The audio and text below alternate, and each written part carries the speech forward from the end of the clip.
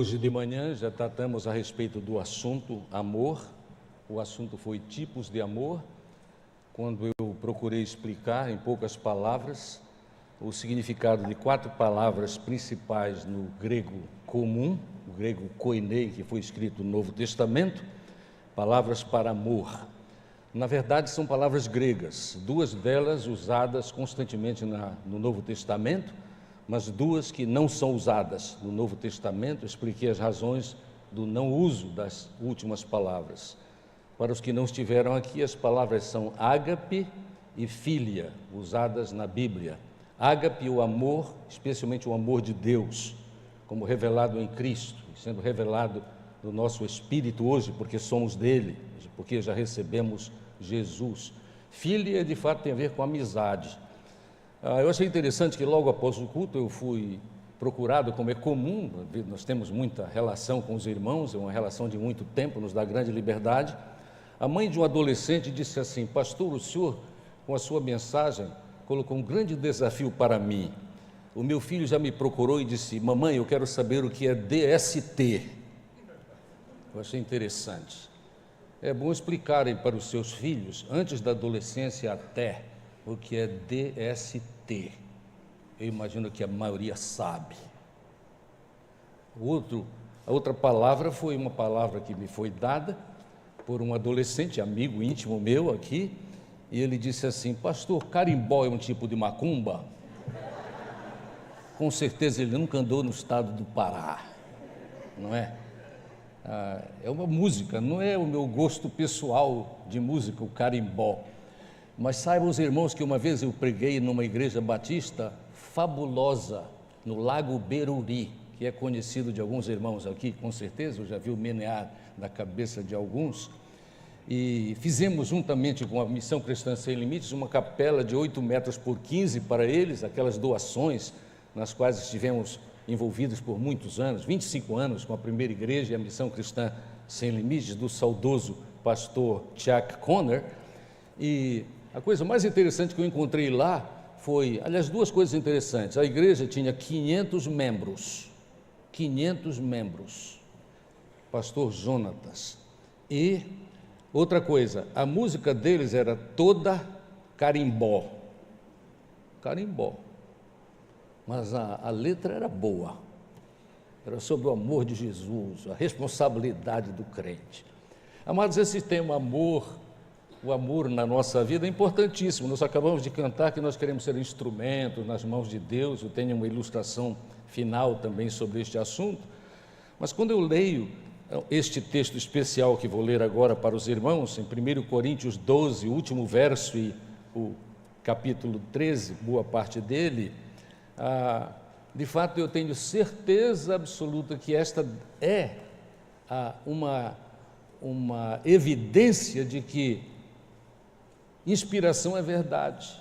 Nós já sabemos que é, segundo a segunda carta de Timóteo, capítulo 3 e verso 16, toda a escritura divinamente inspirada é proveitosa para tanta coisa, inclusive para corrigir os nossos caminhos. Mas, amados, homem algum seria capaz de escrever estas palavras de 1 Coríntios 13. Como muitos sabem, nós intitulamos o capítulo do amor no Novo Testamento, porque os homens não têm esta condição. Por exemplo, os homens não têm geralmente a condição de escrever tanta beleza e de maneira tão sucinta, porque são poucas palavras, mas de uma profundidade inigualável, porque é a sabedoria de Deus que chega a nós por causa da inspiração, neste caso, do apóstolo Paulo. Não estranhem eu estar lendo em primeiro lugar o capítulo 12, o último verso, porque como é sabido por muitos, esta questão de divisão em versos e capítulos foi uma estratégia, porque os cristãos desde o início prezaram, o que é também da cultura judaica, a palavra de Deus, e para encontrar os textos inspiradores, quando nós tivemos a oportunidade de ter a literatura bíblica, a mensagem bíblica em forma codex é a forma de Bíblia, como nós temos os nossos livros, não é mais pergaminho, não é? é Bíblia, para achar facilmente, graças a Deus, pela divisão de capítulos e versículos. Então, nós precisamos ter muito cuidado, porque às vezes a gente perde a mensagem porque a gente separa os capítulos demais. Mas notem o que vou ler. Diz assim o texto: passo agora a mostrar a vocês um caminho ainda mais excelente. É continuidade de uma mensagem que ele vem trazendo para nós, por causa da orientação do Santo Espírito. Ainda que eu fale as línguas dos homens e dos anjos, se não tiver amor, serei como o sino que ressoa ou como o prato que retine. Ainda que eu tenha o dom da profecia e saiba todos os mistérios e todo o conhecimento, e tenha uma fé capaz de mover montanhas, se não tiver amor, nada serei. Ainda que eu dê aos pobres tudo o que possuo e entregue o meu corpo para ser queimado, se não tiver amor, nada disso me valerá. O amor é paciente, o amor é bondoso, não inveja, não se vangloria, não se orgulha, não maltrata, não procura os seus interesses, não se ira facilmente, não guarda rancor. O amor não se alegra com a injustiça, mas se alegra com a verdade. Tudo sofre, tudo crê, tudo espera, tudo suporta. O amor nunca perece, mas as profecias desaparecerão, as línguas cessarão, o conhecimento passará, pois em parte conhecemos e em parte profetizamos. Quando, porém, vier o que é perfeito, o que é imperfeito desaparecerá. Quando era menino, falava como um menino, pensava como um menino e raciocinava como um menino. Quando me tornei homem, deixei para trás as coisas de menino. Que Deus abençoe a sua palavra. Quando eu estava lendo o texto, provavelmente muitos aqui atentaram para o fato de que é uma expressão repetida 3 vezes, ainda que. O início desta mensagem para nós tem a ver com o fato de que o apóstolo Paulo traz algumas experiências que eram extremamente queridas, prezadas pelo povo ali de Corinto. A primeira delas tem a ver com esta questão da eloquência. Filósofos se multiplicaram naquele lugar e eles gostavam de ouvir novidades. E alguns deles, de fato, falavam muito bem, mas desde aquele tempo alguns homens, por causa da maldade do seu coração, enganam por meio da sua eloquência com muita facilidade. Todos nós devemos prestar atenção para esta afirmação. Muitos eloquentes enganam com a sua falsa sabedoria, com as mentiras que anunciam. Amados, este é um tempo precioso para nós nos lembrarmos disso. Desde a antiguidade, muitos prezam demais a eloquência, e Deus pode usar a eloquência para o bem, mas o inimigo das nossas almas usa muitas vezes, e continua usando a eloquência para semear a maldade e a mentira e a destruição de muitas vidas. A palavra demagogia é uma expressão muito conhecida e há muito tempo. Cuidado com cristãos demagogos, há em bom número na nossa sociedade e no mundo todo. Nós podemos dizer assim, os demagogos cristãos têm barulho, mas não têm virtude. Eles são como aqueles do culto de Cibele e culto de Dionísio, de tempos passados, quando eram usados nos cultos alguns pratos de bronze, e no ápice da experiência de êxtase espiritual, assim eles consideravam, no culto aos seus deuses. De fato, naquele auge eles faziam muito barulho, mas o barulho absolutamente nada produzia na vida dos participantes. Eu estou evitando a palavra cultuadores, porque não era e continua não sendo isto culto. Mas aí ele cita novamente esta palavra a que me referi, ele diz assim, ainda que, aí ele fala a respeito do dom da profecia, e a profecia aqui não é a profecia cristã, que é a pregação da palavra, a verdade. Profecia aqui tem a ver com os que erravam, e de fato o que eles apresentavam eram as suas teorias, o seu conhecimento, Agnosticismo era a prática de então. Eles criam que, de fato, o conhecimento é o que liberta, é o conhecimento de suas filosofias e de suas teorias. E o conhecimento deles era muito estranho, especialmente quando nós comparamos com o que a palavra de Deus nos ensina. Os gnósticos daquela época, quando ensinavam as suas profecias, o ensino deles era que existe tal separação entre o corpo e o espírito, que não importa o que fazemos com o corpo, isto não afeta o nosso espírito, e o espírito também não afeta o corpo. E a consequência disto no gnosticismo é que, como Deus, um possível Deus Todo-Poderoso, se envolveria com os homens. O envolvimento divino-humano é impossibilidade total, ainda que eu ensinasse profecia, e até que desse aparência que conheço todos os mistérios, sem fé, sem confiança em Deus, mesmo o que nós pensamos assim, a fé tal que é capaz de, tão poderosa, é capaz de mudar até situações, é a figura em que remove montanhas.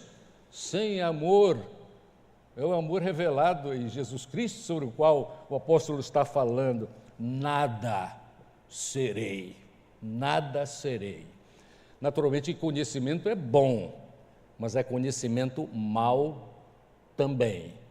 Lamentavelmente, há muitos cristãos, ou pelo menos que têm sido expostos à mensagem cristã, que de fato hoje, sim, é verdade, hoje tem mais confiança na educação, e ela é boa, não é?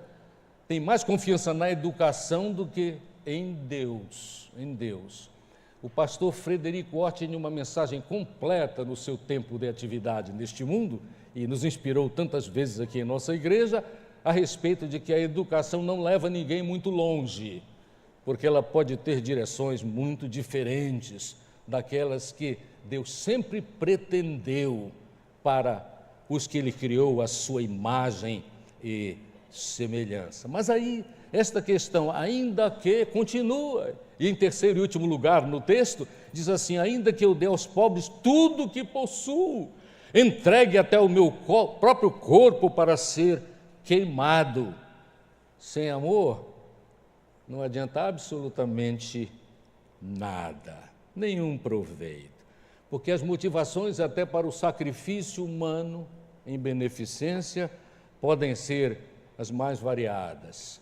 Eu gosto da expressão de um teólogo que li até recentemente, que ele disse assim, Deus, porque é quem é, não aceita nem generosidade, nem sofrimento, não motivados por profundo amor.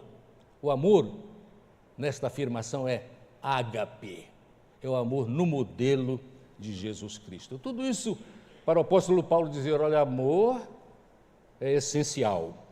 Ele só escreveu isto porque movido pelo Espírito Santo de Deus. É palavra inspirada. Que evidência maravilhosa da inspiração, né? Poucas palavras profundas para utilização na nossa vida, a fim de que vivamos a vontade de Deus. Mas ele vai além neste texto, e é de maneira concisa que ele faz assim. Ele começa a definir as ações do amor ágape, do amor verdadeiro. O amor é paciente. Esta paciência do amor aqui, o amor é paciente, tem a ver com paciência com gente. É tão difícil ser paciente com gente, porque algumas pessoas são enjoadas, algumas pessoas nos alugam fora de tempo, e a palavra de Deus diz que nós precisamos ser pacientes. É a revelação do amor de Deus, sermos pacientes com estes.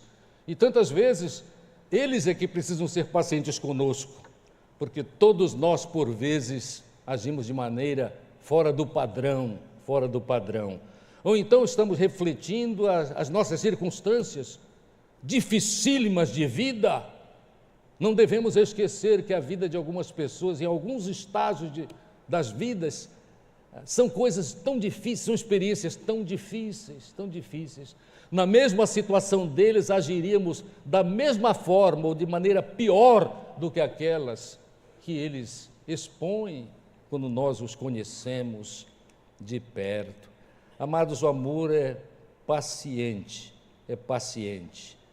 Quem é paciente, tocado por Deus, inspirado pelo Santo Espírito, não se irrita com facilidade. Talvez isto esteja até nos confrontando agora mesmo, porque eu ando meio irritado. Razões diversas. Eu preciso ser paciente, porque o amor é paciente. E eu já devo, porque sou de Jesus, ter começado a experimentar esta maravilha do amor. Mas o amor é bondoso. Amor bondoso é desafiador. O amor bondoso tem a ver com ser amável, não ser grosseiro. Eu quero até dizer que muitas vezes a nossa grosseria é aquela crítica pronta, rápida, que nós executamos sem conhecer bem as circunstâncias de vida daqueles com quem nós agimos. É interessante que na palavra de Deus, em Colossenses, no capítulo 3, versos 12 a 14, o apóstolo Paulo junta paciência e bondade. Paciência e bondade. É um texto assim muito interessante. Aí eu vou encontrar na minha Bíblia, a última vez que eu abri a minha Bíblia tinha Colossenses, capítulo 3, versos 12 a 14, encontrei, e diz assim: portanto, como povo escolhido de Deus, é o que nós somos em Cristo, né? Revistam-se de profunda, notem esta lista, compaixão, bondade, humildade, mansidão e paciência, né? Ele junta várias coisas para dizer que o povo escolhido de Deus tem em potencial estas qualidades. É muito importante este texto. Mas a palavra de Deus continua, além de bondoso, o amor também não tem inveja, não tem inveja. Ali na igreja de Corinto havia muitas pessoas invejosas. O invejoso é aquele que não se alegra com a alegria do outro. Muitas vezes a ideia do invejoso, ele tem ou ela tem aquilo que me falta. Por que isso? Eu também não mereço esta bênção. Esta questão de inveja é muito comum em alguns setores da vida humana, no tocante a dons, e especialmente porque dons têm a ver com capacitação espiritual dada por Deus para o desenvolvimento do ministério. Mas no meio dos dons nós também recebemos da parte de Deus talentos. Talentos não são tecnicamente capacidades espirituais, são capacidades humanas as mais variadas, mas que são excelentes até para a expressão do belo, por exemplo, na música, na poesia, na escrita. Graças a Deus, entre cristãos há muitas pessoas altamente capacitadas, mas muitas vezes a gente tem inveja de dons espirituais, é a afirmação bíblica, tem a ver com isso, mas de talentos também. É interessante, nós não devemos ser invejosos. Quando nós conhecemos o amor de Deus e queremos viver o amor de Deus, nós nos alegramos com os que se alegram. Eu tenho um exemplo que eu escrevi no meu esboço, o seguinte: não conte este exemplo, porque é o exemplo que eu já contei N vezes aqui, e vou seguir a minha orientação, não vou contar. E quem sabe no fim alguém chegue comigo e diz assim: eu sei qual é o exemplo. É o exemplo do seu amigo fulano de tal dos Anjos. Não vou citar, porque eu quero ser disciplinado hoje, às vezes eu não sou, não é? É tão interessante este fato. Há muitas coisas que podem ser ditas, não é, a respeito destas questões que são apresentadas, mas em quarto lugar diz assim, não é? O amor não se orgulha.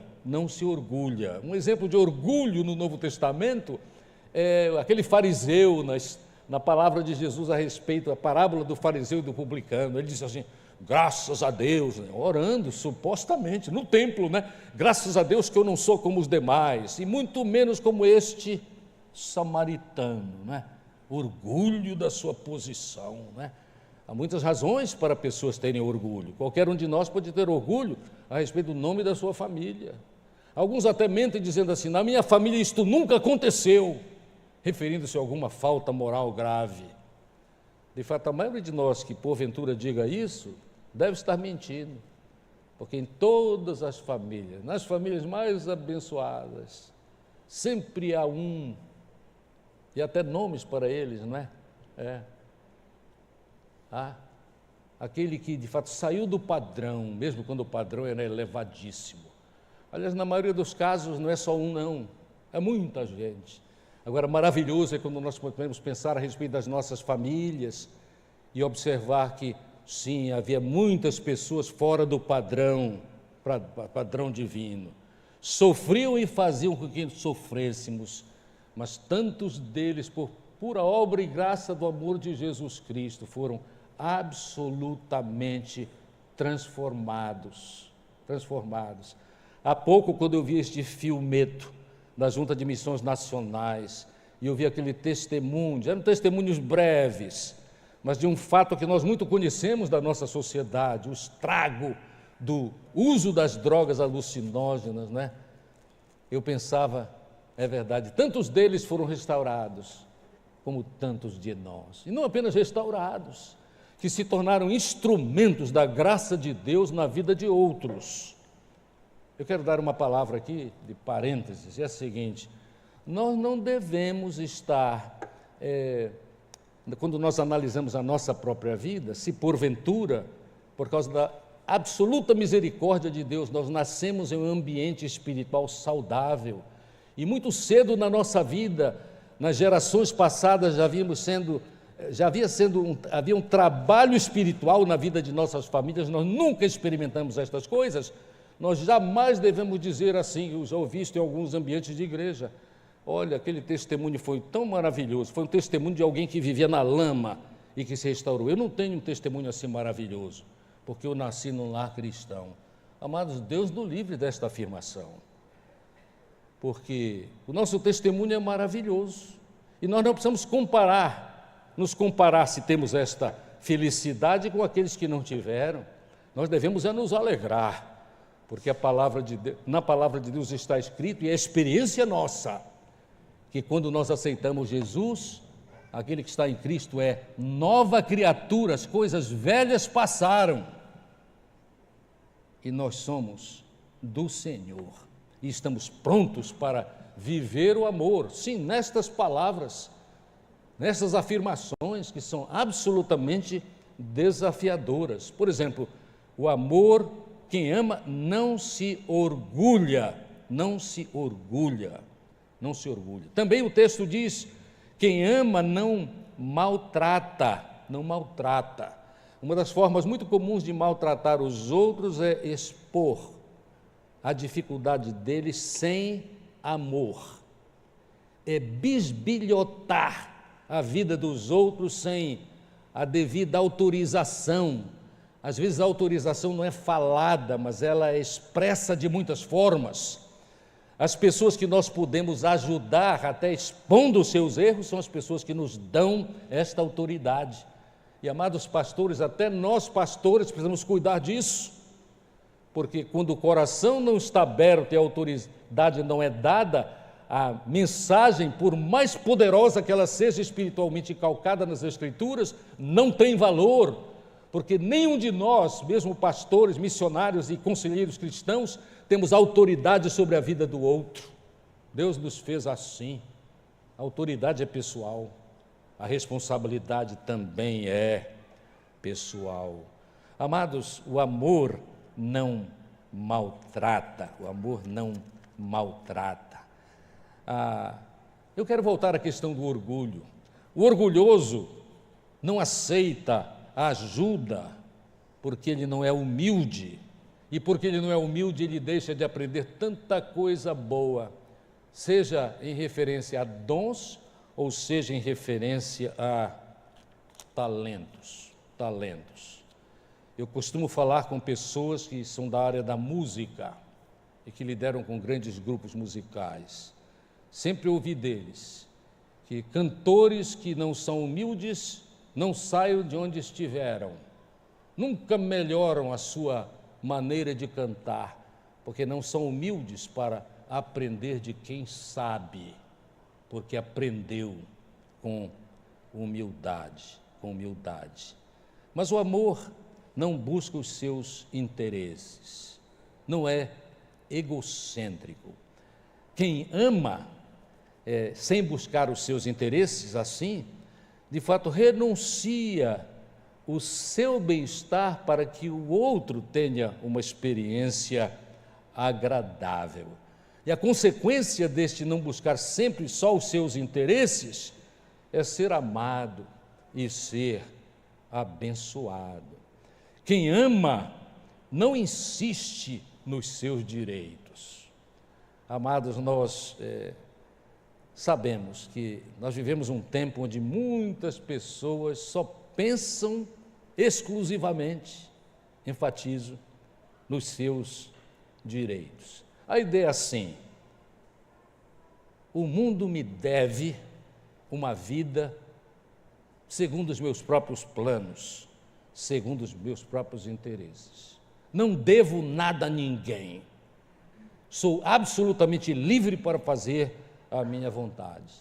Isso é tão diferente da palavra do autor inspirado, autor de Romanos, quando no capítulo 1, verso 14 de Romanos, escreveu o apóstolo Paulo: sou devedor, tanto aos judeus quanto aos gentios. Ele era sensível a respeito desta questão de não cuidar apenas de si, mas ter interesse no bem-estar, especialmente no bem espiritual dos outros.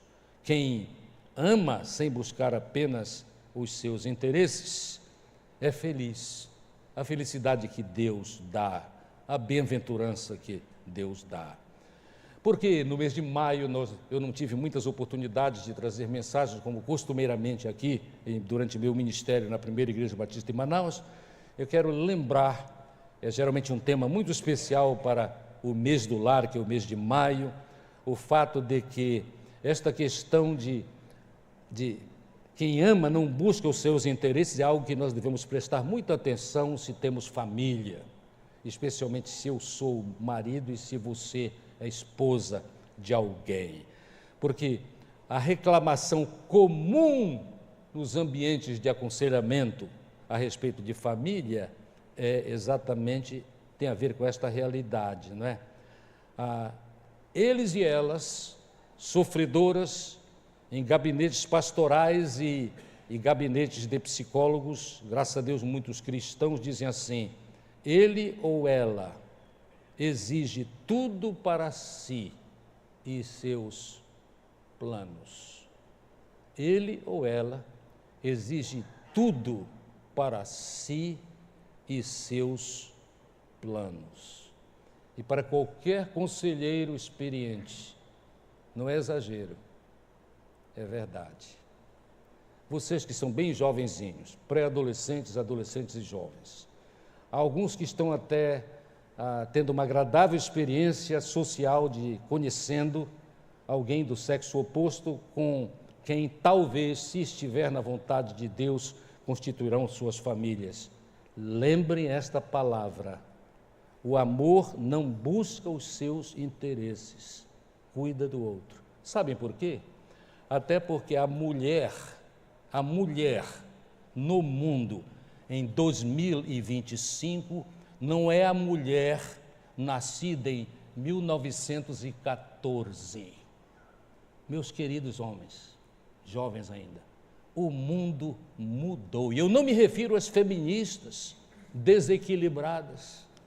Eu me refiro à mulher que sabe do seu valor. E geralmente a mulher cristã sabe muito mais do seu verdadeiro valor do que aquela que não conhece Jesus. Porque ela tem a convicção dada pelo Espírito, e é bíblica. Foi criada assim, à imagem e semelhança de Deus. Tem o Espírito Santo como os homens têm.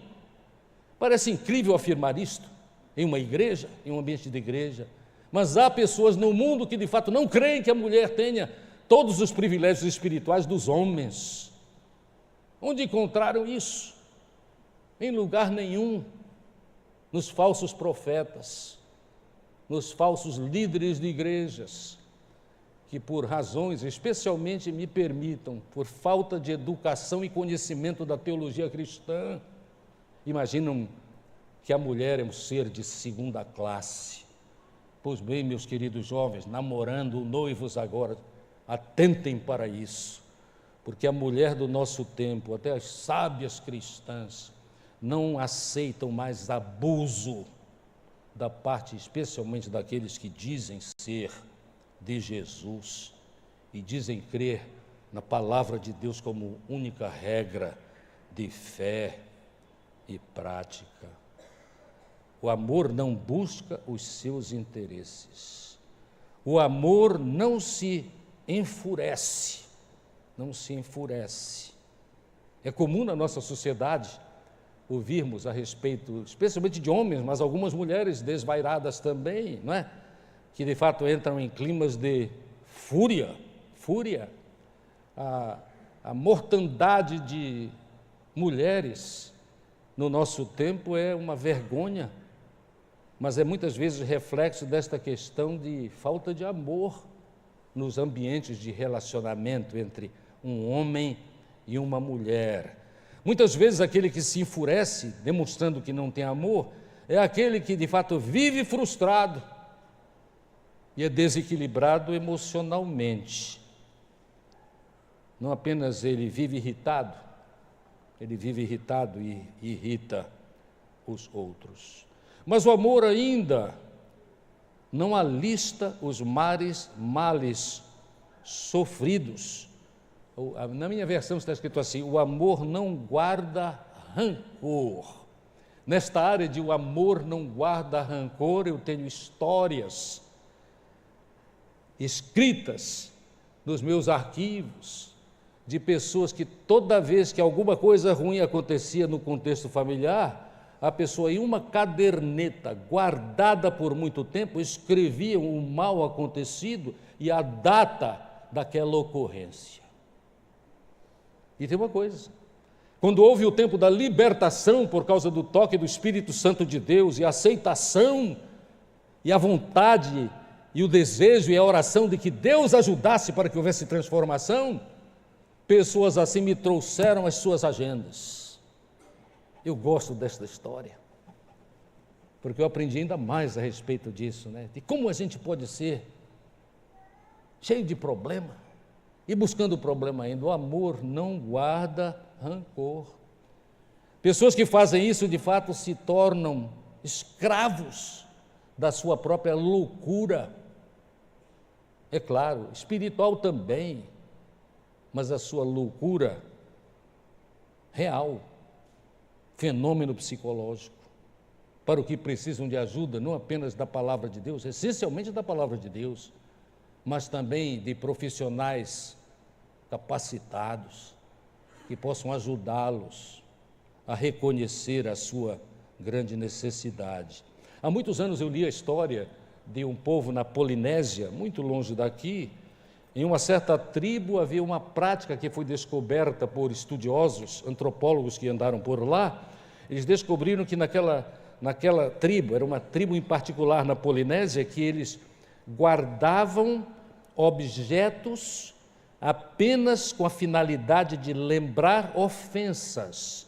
E eles diziam assim: este objeto é para, no momento certo, aquecer a minha ira, para a minha provável, não é possível, não é provável vingança. Vingança. Que vida, que vida. Provérbios 17 nos ajuda a entender o que nós devemos fazer. Olha aqui, Provérbios 17, 19, afirma: quem ama discussão ama o pecado, e quem constrói portas altas está procurando a sua própria ruína. A sua própria ruína. Um provérbio muito interessante a respeito deste assunto. Amados, o texto continua: O texto continua dizendo que quem ama não se alegra com a injustiça, nenhuma sorte de justiça. Quem ama sofre com o outro para ajudá-lo. Quem ama crê, no sentido de confia e fica esperando as mudanças que só a graça de Deus opera na vida das pessoas. Quem ama, volta aqui aquele tema inicial, né? Espera. Eu gosto desse fecho do texto sagrado, né? O texto começou dizendo, olha, o amor é paciente, e no fim, quem ama espera e vence. Espera e vence. Ora, quando nós meditamos mais uma vez a respeito de ágape, este amor revelado por Deus por meio do Senhor Jesus Cristo, que enquanto éramos pecadores, morreu por nós. Espírito Santo de Deus que nos instrui com estas palavras tão especiais. A pergunta natural que vem ao nosso coração é: e é isto possível? Será que é possível este tipo de amor? Sem dúvida alguma dá trabalho, exige dependência de Deus, exige obediência, mas só é possível por causa da operação de Deus na nossa vida, ou então jamais aconteceria, não é? Eu quero ler para os irmãos um texto muito interessante em Gálatas, que é uma das maneiras de nós comprovarmos biblicamente que é possível vivermos, sim, cada vez melhor.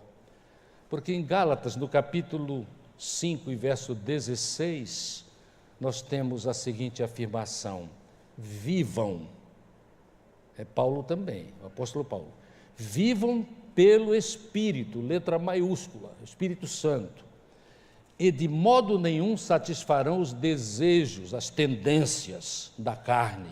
Carne tem a ver com o do ser humano natural. Pois a carne deseja o que é contrário ao Espírito e o Espírito o que é contrário à carne. É a luta espiritual, real. É a guerra espiritual por excelência. Eles estão em conflito um com o outro, de modo que vocês não fazem o que desejam. Mas aí vem a solução. Mas, se vocês são guiados pelo Espírito Santo, não estão debaixo da lei. As obras da carne são manifestas. Aí uma lista que nós conhecemos e vou ler. Imoralidade sexual, impureza, libertinagem, idolatrias, feitiçaria. Notem esta próxima lista: ódio, discórdia, ciúmes. Liguem ao texto de 1 Coríntios 13.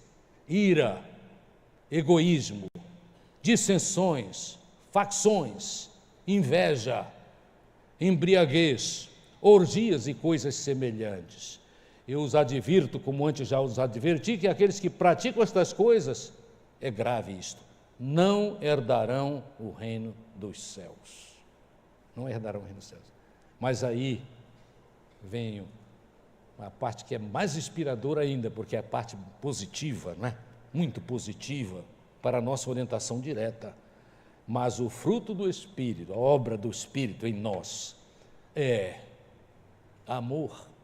Então o homem não produz, é Deus quem produz, pela obra do Espírito Santo de Deus.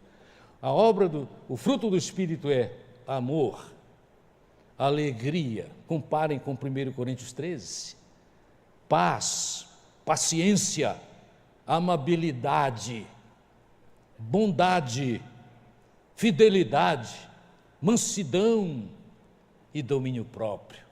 Contra estas coisas não há lei.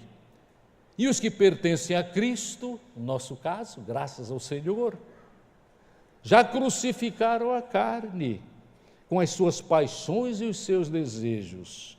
Se vivemos pelo Espírito, andemos também pelo Espírito. Amados, que texto precioso que nos garante. É extremamente possível que haja ao alcance da minha voz, se não aqui por meio da internet, alguém que nada sabe, ainda nada sabe Mas eu quero revelar então algo importante, porque há doutrinas tão erradas, mesmo em alguns meios cristãos, a respeito dessa questão do Espírito Santo de Deus, né? Alguém pode estar perguntando: olha, eu reconheço que estas qualidades de amor são qualidades que eu preciso, algumas delas são exatamente sobre mim, tem a ver com a minha fraqueza. E a palavra dada é que é possível sim, quando nós nos entregamos ao Espírito Santo de Deus. Aí alguém interessado assim, empolgado até com a possibilidade que vem à mente e ao coração por obra do Espírito, diz assim: e quando é que eu recebo o Espírito Santo de Deus para poder produzir isso? Pode anotar, Efésios capítulo 1 e verso 13, diz o caminho, como é que a gente experimenta. Efésios 1, 13. Quando vocês ouviram e creram na palavra da verdade, o evangelho que os salvou. O evangelho que salva é o fato de que Jesus morreu por nós. Enquanto éramos pecadores, Jesus Cristo morreu por nós. Vocês foram selados com o Espírito Santo da promessa, que é a garantia da nossa herança até a redenção daqueles que pertencem a Deus, para o louvor da sua glória. Aleluia, aleluia. Então, quando vocês ouvirem na televisão, os quadros são bonitos, a luz é intensa, a ênfase da eloquência é admirável, na verdade. Tem fogo lá, eles gostam da palavra fogo, né? Tem fogo lá. A palavra é dada com muita veemência. Aí eles acabam ensinando que não, olha, Espírito entra e sai. Para onde vai esta questão última do texto que li para os irmãos? Quando nós ouvimos e cremos no Evangelho da salvação, nós fomos selados. Selo quer dizer garantidos para a vida conforme a vontade do Senhor, cada vez melhor. É verdade, sendo perdoados cada vez que erramos, mas aprendendo a lição por causa da operação do Santo Espírito. Há muitos anos atrás, há muitos séculos atrás, na verdade, um cristão, eu sei que alguns teriam certa reserva em chamar aquele homem de cristão, mas era um cristão, né? Ele pregava tanto a respeito do amor que, mais tarde, cristãos empolgados com os ensinos dele, há muitos anos atrás, o tempo da vida dele, paz, meus irmãos, foi 1182 ele nasceu e faleceu em 1226, o nome dele era Francisco. Mas ele ensinava tanto sobre o amor que alguns compilaram em 1912, alguns interessados naquela teologia muito fundamentada na palavra de Deus e no amor de Cristo, cunharam uma oração e deram o nome de Francisco para esta oração. A oração é esta: Senhor, fazei de mim um instrumento da vossa paz. Onde houver ódio, que eu leve o amor. Onde houver ofensa, que eu leve o perdão. Onde houver discórdia, que eu leve a união. Onde houver dúvidas, que eu leve fé. Onde houver erro, que eu leve a verdade. Onde houver desespero, que eu leve a esperança. Onde houver tristeza, que eu leve alegria. Onde houver trevas, que eu leve a luz. Ó Mestre, fazei que eu procure mais consolar do que ser consolado, compreender do que ser compreendido, amar que ser amado, pois é dando que se recebe, é perdoando que se é perdoado e é morrendo que se vive, eu quero dizer assim, para a glória de Deus. Que Deus nos abençoe. Sugiro aos irmãos que gostam de música excelente, que ouçam a cantora inglesa chamada Susan Boyle, B-O-Y-L-E. cantando a oração de São Francisco. Os irmãos serão tão abençoados quanto fui hoje à tarde, ouvindo o canto de Susan Boyle a respeito destas importantíssimas verdades para o homem em qualquer tempo, mas para cada um de nós nestes dias. Porque a vida continua desafiadora, mas a vida será sempre vitoriosa, se atentarmos para o que nos ensina a palavra de Deus. Amém. Amém.